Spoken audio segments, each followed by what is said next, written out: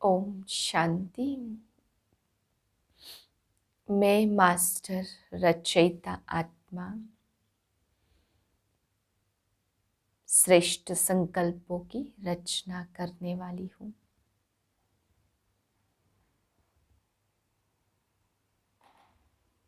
मुझ आत्मा से शुद्ध पवित्र संकल्पों का वाइब्रेशन फैल रहा है।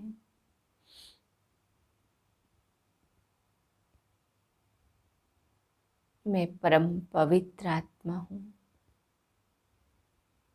शुद्ध आत्मा हूँ, पवित्र आत्मा हूँ। इस स्मृति में आज के महावाक्य सुनते हैं। 19/3/2022 के महावाक्य हैं। आज बाबा सारे खेल के विषय में समझा रहे हैं कि बच्चे वरदान और श्राप, वर्षा और श्राप, इन दो शब्दों पे बाबा कहते सारा खेल बना हुआ है। रावण तुमको श्राप देते और बाप आकर के तुमको सुख का वर्षा देते। फिर आज बाबा ने दो परलोक बताए। बाबा कहते एक तो निराकारी दुनिया जहाँ तुम इस लोक से परे शांति धाम में रहते, उसको भी परलोक कहा जाता। और बाबा कहते दूसरा परलोक है साकारी लोक, जो सुख धाम होगा। बाबा कहते वहाँ पे भी सुख शांति होगी, इसलिए उसको भी परलोक कहा जाता। तो एक साकारी परलोक, एक निराकारी परलोक। मीठे बच्चे, बाप आए हैं तुम्हें इस दुख के लोक से निकाल सुख के धाम में ले जाने। धाम पवित्र स्थान को कहा जाता। प्रश्न है यह बेहद का खेल किन दो शब्दों के आधार पर बना हुआ है? उत्तर है वर्षा और श्राप। बाप सुख का वर्षा देते और रावण दुख का श्राप देता। यह बेहद की बात है। देवी देवता धर्म वाले बाप से वर्षा लेते हैं, आधा कल्प के बाद फिर रावण श्राप देता। तुम बच्चों को अब स्मृति आई है कि हम निराकारी दुनिया में रहते थे, फिर सुख का पाठ बजाया। हम सो देवता क्षत्रिय वैश्य शूद्र बने, अब ब्राह्मण बन देवता बनते हैं। गीत है ओम नमो शिवाय। ओम शांति। यह है बेहद बाप की महिमा। ऊंचे ते ऊंचा वह भगवान है, यह तो सब जानते हैं। ऊंचते ऊंच भगवान की मत भी जरूर ऊंची होगी, इसलिए कहा जाता श्रीमत अर्थात श्रेष्ठ मत। सभी भक्तियां उनको याद करती है। वह है भगवान तो भगवती भी चाहिए, पिता है तो माता भी चाहिए। एक होता है लौकिक पिता और दूसरा होता है पारलौकिक माता पिता। लौकिक होते हुए जब कोई दुखी होते तो पारलौकिक को याद किया जाता। अब तुम्हारा लौकिक संबंध भी है, पारलौकिक माता पिता तुम्हें परलोक में ले जाते। लौकिक को बंधन कहेंगे जिसमें दुख है। दो परलोक हैं, एक निराकारी लोक जहां आत्माएं रहती, एक साकारी लोक जिसको सुख धाम कहते। वह शांति धाम, वह सुख धाम सतयुग में संपूर्ण निर्विकारी होते। पहले लक्ष्मी नारायण की महिमा गाते थे, अपने को विकारी समझते थे। श्री लक्ष्मी नारायण पवित्र थे तो प्रजा को भी पवित्र कहेंगे। कहते हैं बाबा पहले पहले हमको आपने स्वर्ग का वर्षा दिया था, आधा कल्प हम स्वर्ग में ही रहे, उसको कहा जाता सूर्यवंशी चंद्रवंशी राजधानी। बाबा याद दिलाते 21 जन्म तुम स्वर्ग में रहे, 8 जन्म सतयुग के, 12 जन्म त्रेता के। यह सब बातें बाप बैठ समझाते। कहते हैं बच्चे तुम अपने जन्मों को नहीं जानते हो, मैं तुमको सब कुछ बतलाता हूँ। निराकार बाप निराकार बच्चों से बात करते, कहते हैं इस साधारण तन का लोन लेकर मैं तुमको समझाता हूँ। आधा कल्प तुम अशोक वाटिका में थे, फिर तुम शोक वाटिका में आ गए।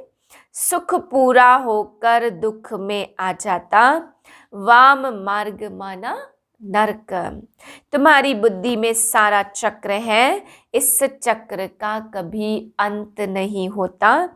फिर वर्षा देने बाप को जरूर आना ही है। अब बाप आए हैं, जानते हैं वर्षा लेंगे, वही जिन्होंने कल्प पहले भी लिया था। देवता धर्म के सिवाय दूसरा कोई वर्षा ले न सके। पहले ब्राह्मण बनने बिगर देवता बन न सके। पहले हम आत्माएं निराकारी दुनिया में रहने वाले हैं, फिर आते हैं सुख का पार्ट बजाने। केवल देवी देवताओं का ही राज्य होता है, इसलिए उसको स्वर्ग कहा जाता। आधा कल्प तुमने स्वर्ग का सुख भोगा और आधा कल्प रावण राज्य शुरू हुआ। सतयुग को शिवालय कहा जाता, शिव बाबा का स्थापन किया हुआ है। शिव बाबा ब्रह्मा द्वारा स्वर्ग की स्थापना और शंकर द्वारा नरक का विनाश कराते। जो स्थापना करेंगे वही स्वर्ग में पालना भी करेंगे।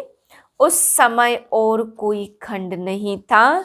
अभी तुम पांडव योग बल से 5 विकारों पर जीत पाए विश्व के मालिक बन जाते हो।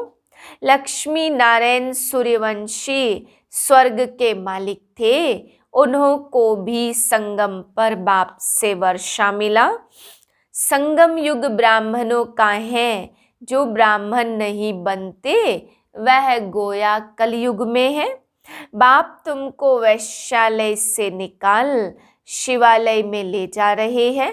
अब तुम हो ब्रह्मा के बच्चे, ब्रह्मा कुमार ब्रह्मा कुमारियां।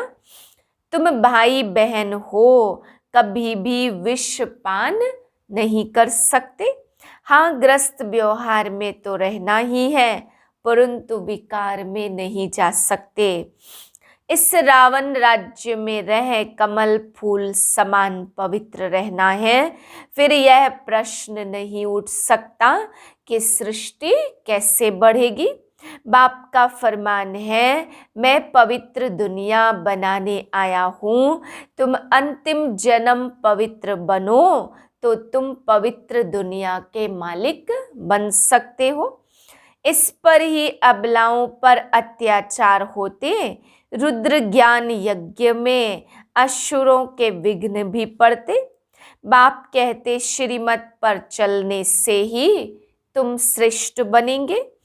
इस समय तुम आसुरी मत पर अर्थात 5 भूतों की मत पर थे।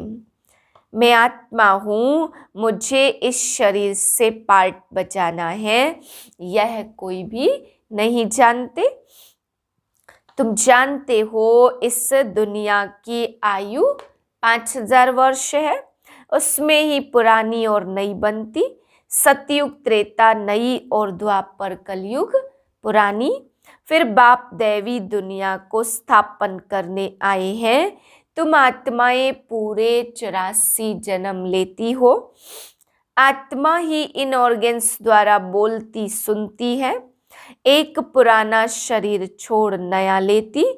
आत्माओं को बाप ने यह ज्ञान दिया है कि बाप के साथ पहले हम स्वीट होम में थे, फिर हम सो देवता क्षत्रिय वैश्य शूद्र बने। यह हमारा अंतिम जन्म है। हम ब्राह्मण स्वर्ग का वर्षा लेकर देवता बनेंगे, नया शरीर धारण करेंगे। यह चक्र बुद्धि में फिरना चाहिए। पवित्र रहने से तुम स्वर्ग के चक्रवर्ती महाराजा बनेंगे। यह बात उन्हों की बुद्धि में आएगी जो कल्प पहले मुआफिक बने होंगे, नहीं तो बुद्धि में आएगी ही नहीं। प्रजा में कम पद पाएंगे, स्वर्ग में पहले पावन महाराजा महारानी थे, फिर पतित राजा रानी बने, अच्छे संस्कार होंगे तो आत्मा अच्छे घर में जन्म लेगी। एक तरफ है रावण की मत और दूसरी तरफ है माया, दूसरी तरफ है राम की मत। इस अंतिम जन्म में राम की मत पर चलना है। रावण की जीत होने से कभी कभी उधर चले जाते, फिर राम से दुश्मन बन पड़ते, उनके लिए सजा बड़ी कड़ी है। तुमने राम की शरण ली है, फिर अगर ट्रेटर बनकर रावण की शरण ली तो राम की निंदा कराएंगे। तुम्हारी बुद्धि में है बरोबर राम राज्य और रावण राज्य का खेल बना हुआ है। सतयुग त्रेता सतो रजो, फिर द्वापर रजो और कलयुग तमो प्रधान। तुम सब ब्राह्मण ब्राह्मणियां देवता बनेंगे। चक्रवर्ती तुम ब्राह्मण हो, राजयोग सीख ज्ञान धारण करने से चक्रवर्ती राजा रानी बनेंगे, तो पुरुषार्थ कर स्वर्ग में ऊंच पद पाना है। अच्छा, मीठे मीठे से लदे बच्चों प्रति माता पिता बाप दादा का याद प्यार, गुड मॉर्निंग। रूहानी बाप की रूहानी बच्चों को नमस्ते। हम रूहानी बच्चों की रूहानी बाप को नमस्ते। धारणा के लिए है पहली पॉइंट, इस अंतिम जन्म में राम की मत पर चलना है। कभी भी राम की शरण छोड़ रावण की शरण में जाकर बाप की निंदा नहीं करानी। दूसरी पॉइंट, सजाओं से छूटने के लिए योगी बन विकर्म विनाश करने हैं। पवित्र दुनिया में चलने के लिए पवित्र जरूर बनना है। वरदान है, बेहद के अधिकार को स्मृति में रख संपूर्णता की बधाइयां मनाने वाले मास्टर रचयिता भाव। संगम युग पर आप बच्चों को वर्षा भी प्राप्त है और पढ़ाई के आधार पर सोर्स ऑफ इनकम भी है और वरदान भी मिले हुए हैं। तीनों ही संबंध से इस अधिकार को स्मृति में रख इमर्ज रखकर हर कदम उठाओ।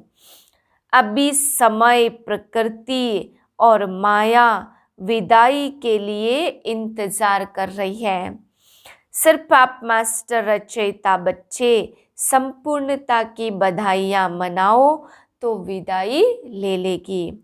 नॉलेज के आईने में देखो कि अगर इसी घड़ी विनाश हो जाए तो मैं क्या बनूंगा। स्लोगन है, हर समय हर कर्म में बैलेंस रखो तो सर्व की ब्लेसिंग स्वतः प्राप्त होगी। ओम शांति।